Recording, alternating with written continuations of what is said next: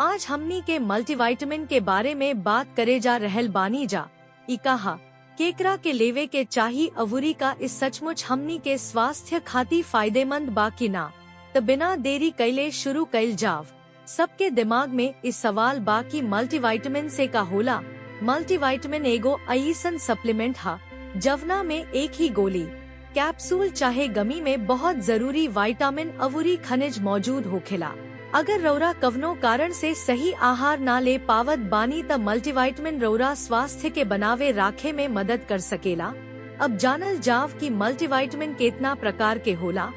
हर आदमी के शरीर के जरूरत अलग अलग होखेला।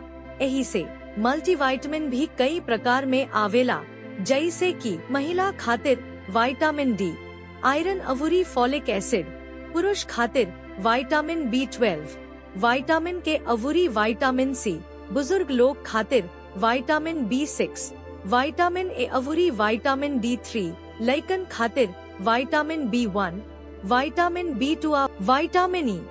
अब रवा सोचत होखब कि मल्टीविटामिन केकरा खातिर फायदेमंद हो सकेला। ई कई विटामिन आ खनिज के कमी वाला लोग खातिर फायदेमंद होले, जैसे कि शाकाहारी आ वेगन लोग, जे दूध आ डेयरी उत्पाद ना खा सकत, नींद के कमी से पीड़ित लोग भा तनाव में रहे वाला लोग, शराब भा तंबाकू के सेवन करे वाला लोग, गर्भवती महिला जवन माँ बने के योजना बनावत बाड़ी भा पोस्टमेनोपॉजल महिला। मल्टीविटामिन कुछ खास बीमारी सब खातिर भी फायदेमंद हो सकेला, जैसे कि एनीमिया भा हड्डी के कमजोरी। अब सवाल उठत बा कि कवन मल्टीविटामिन के सेवन करे के चाही।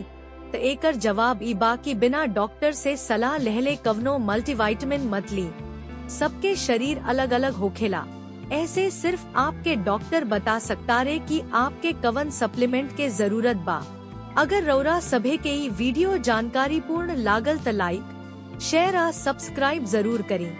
आहा मल्टीविटामिन के खतरा के बारे में जाने खातिर हमनी के अगला वीडियो देखी।